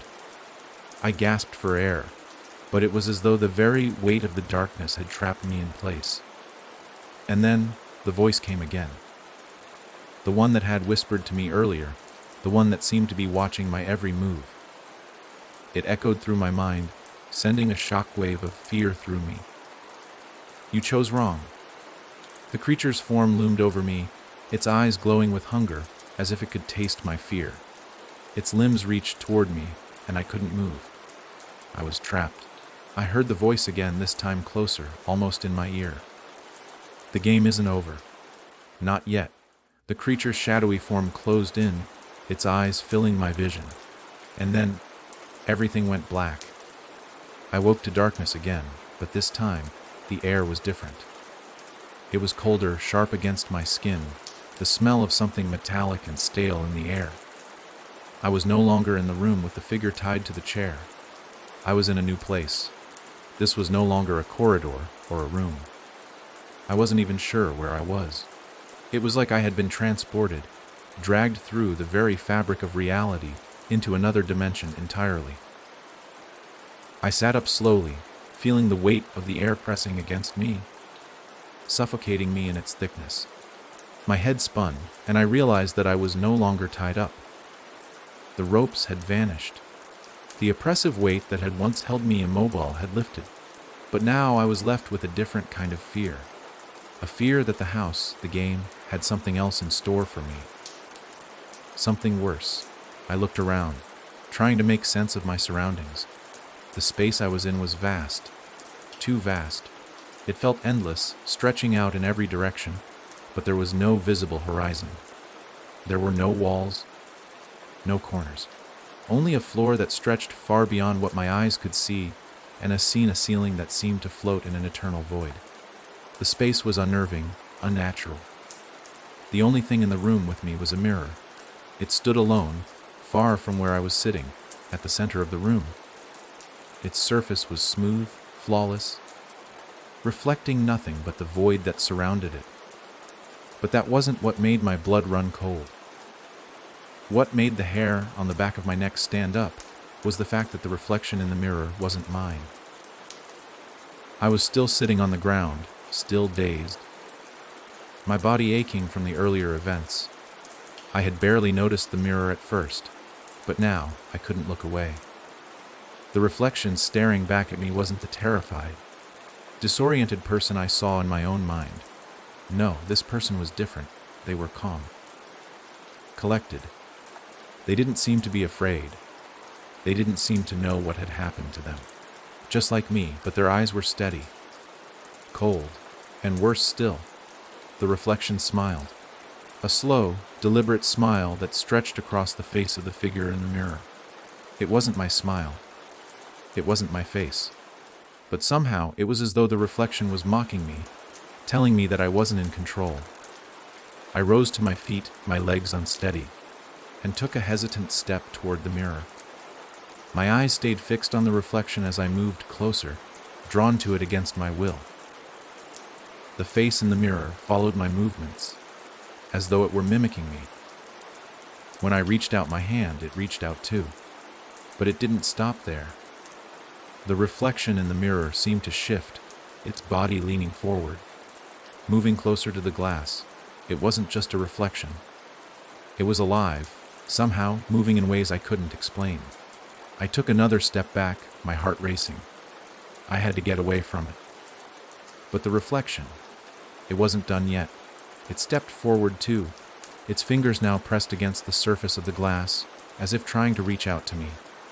I watched, my breath coming in short gasps as the reflection inched closer. The smile never left its face, but now it was more than just a smile. It was a twisted, menacing grin, as if it knew something I didn't, as if it had the answers. "Come closer," it whispered. The voice was my own, but twisted, distorted, coming from the reflection. I recoiled. The words seemed to vibrate in my skull, echoing through my very being. The glass of the mirror shimmered, rippling like water, and then something changed. The reflection in the mirror didn't just mimic me anymore. It was me. The reflection reached out through the glass. I gasped as cold fingers brushed against my skin, icy and unnatural. The world spun around me, and, for a moment, I wasn't sure if I was still in the room, or if I was somewhere else entirely. I was trapped between two worlds, the one I inhabited and the one that existed in the mirror. The grip on my wrist tightened, dragging me closer to the glass. The reflection, now fully animate, was pulling me toward it. I tried to break free, to claw at my wrist, but it was useless. The more I struggled, the tighter the grip became. "You belong here," the reflection hissed, its voice no longer mine, but something darker, something older. "You are part of the game now." With a sudden, violent yank, the reflection pulled me forward, and the next thing I knew, I was falling. I could feel my body being dragged into the mirror, sucked into its cold, oppressive surface. My screams were swallowed by the darkness as I fell deeper and deeper into the glass, unable to stop myself, unable to fight back. And then, everything went black. I woke again, but this time, there was no darkness, no void. I wasn't alone. I stood in a room, but it was different from the others. It wasn't the corridor, or the cell, or the vast empty space I had been in before. It was a room, small, cramped, with stone walls that were slick with moisture. The air was thick with mildew, the smell of decay curling around me like a poison. I looked around in confusion. How had I ended up here? What had happened to the mirror? To the reflection? And then I saw it. In the corner of the room, chained to the wall, was a figure. Another person, just like me. But they weren't like the others I had seen. This one was different. Their eyes were wide open, staring at nothing, but there was a desperation in them. Their mouth was gagged, and they trembled as if they had been here for far longer than I could comprehend. I took a step forward, drawn toward them, but as I approached, I noticed something chilling. The figure wasn't just shackled to the wall. No, something worse was happening. Their body was changing. The figure's skin was peeling, sloughing off in layers like old paint, revealing something beneath it, something that wasn't human. Beneath the skin, their form was shifting, twisting, like a puppet being manipulated by invisible strings. I stumbled back, my heart hammering in my chest. This wasn't just a person, it was one of the players. One of the ones who had come before me. And they weren't going to survive this game either. A voice rang out in the room. It wasn't the figure's voice, it was something else. Something that came from the walls, from the very stones around me. "You've made your first move," it said. "Now you will learn what it means to play." I spun around, my eyes wide, my breath caught in my throat. The room was closing in, the walls shifting, and I realized with horror that I was no longer in control. I was just another piece in this sickening game. And there was no way out.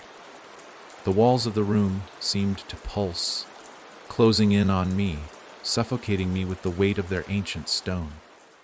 The figure chained to the wall, it wasn't just a person anymore. It was something else, something twisted. Its body continued to writhe and shift, skin tearing away to reveal something dark and unnatural beneath. I tried to move, tried to take a step back, but my body was frozen in place, as if the very air was holding me still, pressing down on me, forcing me to watch the transformation. The figure's eyes darted toward me, locking with mine, and for a moment I thought I saw a flicker of recognition in them. A warning, perhaps. Then, just as quickly, the recognition turned into something else, something darker, something more sinister. "It's too late for you." The voice echoed through the room again, and this time, I understood it wasn't just speaking to me. It was speaking through the walls, through the very stone of the room itself. "You've stepped into the game." The voice was cold, emotionless, and yet it seemed to wrap itself around me like a shroud. I couldn't escape it. I couldn't escape the truth that was beginning to form in my mind. The game. This twisted, unrelenting game. It wasn't just a physical trial. It was something far worse. Something that preyed on fear, on despair. It had been going on for years. For centuries, maybe. "There are rules," the voice continued, each word ringing in the air like a bell. "Rules that govern everything. Everything you've seen, everything you've felt. It's all part of the game. And now that you've taken the first step, you must continue. You have no choice." The figure on the wall, now fully transformed into something monstrous, let out a blood-curdling scream. But it wasn't a scream of pain. It was a scream of rage, of frustration. As if it knew that it was trapped, that it had no choice but to play along. I swallowed hard, my mind reeling. I had already made my first move, already taken that first step into the abyss. The door behind me had closed, and there was no way back. I turned toward the voice, desperate for answers, desperate to understand. "What do you want from me?" I shouted, my voice hoarse and desperate. "What is this game? Why are you doing this?" The voice did not respond right away. There was a long pause, a heavy silence that seemed to stretch on for an eternity. And then, finally, it spoke. "The game is a test of will, a test of strength, a test of survival." I shuddered at the words. Survival. What was I supposed to survive? The room? The game? Or something far worse? The walls seemed to shift again, the ground beneath my feet trembling. The chains on the figure rattled, and I heard a faint whisper coming from the darkness. It was a low murmur, like a chant, but there was no one else in the room to speak it. It was as if the very air was speaking, carrying with it the ancient words of this place. But there was something else. A faint feeling lingering in the back of my mind. A question that I hadn't been able to answer before. What would I do now? The world around me was silent, still, but I felt the echoes of the game fading into the distance. The endless corridors, the twisted reflections, the traps and choices, all of it was behind me now. And yet, there was something unsettling about the emptiness that surrounded me. It felt like a space that had been waiting for something to fill it, something to make it whole again. I wasn't sure what the future held. I wasn't sure what came after the game. But I knew one thing for certain. I had won. I had broken the cycle. And I was free. The silence that enveloped the room was unnerving. It was thick, like a heavy fog that pressed against every inch of my body, every corner of my mind. I stood in the center of the vast, empty space, surrounded by nothing but darkness and the fading echoes of the game. For a moment, I thought I might be trapped again, but the more I stood there, the more I realized that I wasn't. The weight of the house, the power that had held me captive for so long, was gone. It was as though it had never existed. It felt like I had crossed some invisible threshold, like I had left the nightmare behind me. But as the darkness lingered, so did a feeling of emptiness, an unsettling void that refused to leave. It was as though the game had left its mark on me, something lingering in my soul, something I couldn't shake. I didn't know if it was fear or guilt, but the feeling gnawed at me like an insatiable hunger. I had escaped, yes. But was I truly free? I moved forward slowly, my footsteps muffled in the heavy silence.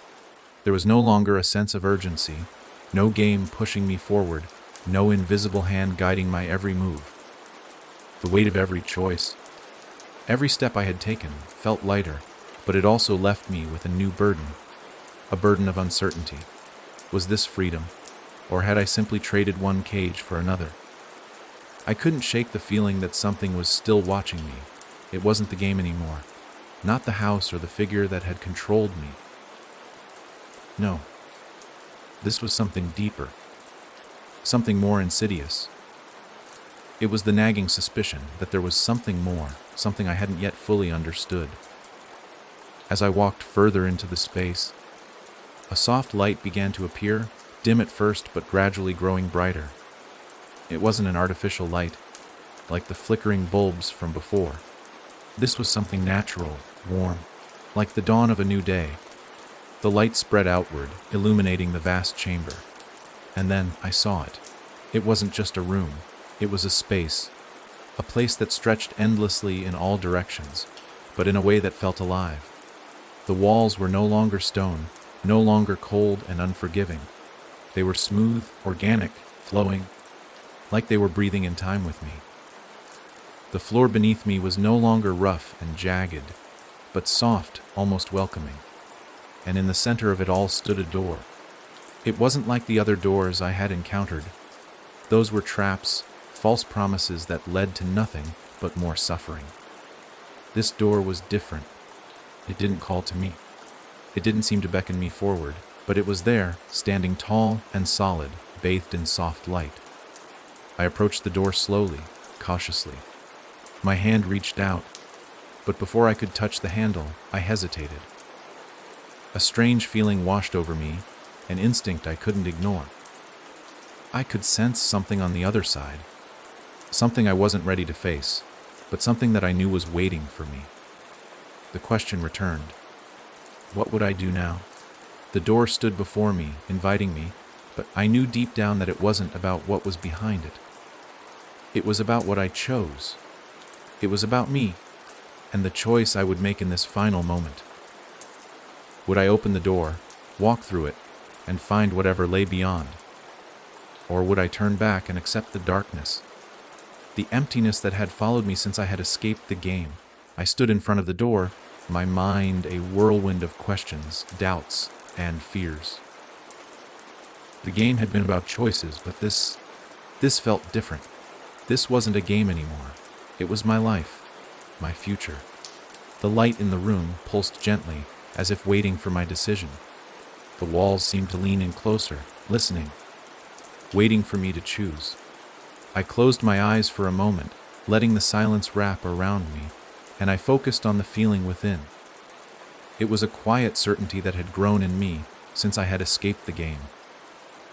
I didn't need the game anymore. I didn't need the house or the reflection of myself, twisted and distorted. I didn't need to be part of their cycle. I opened my eyes and looked at the door once more. The light that radiated from it was warm, inviting, but not overpowering. It felt like the promise of something new, something I couldn't fully comprehend, but something I needed to discover on my own. With one final breath, I reached for the door handle. As my fingers touched the cool metal, a wave of warmth flooded through me. The door creaked open, and beyond it, I saw light, real, natural light, pouring through the cracks and illuminating the space beyond. It wasn't an escape. It wasn't an ending. It was a beginning. I stepped forward, crossing the threshold. The moment I did, the world around me shifted again. The room I had left behind, the house, the game, all of it faded into the background, becoming nothing more than a distant memory. The light grew brighter as I walked into it, and with each step, I felt something new.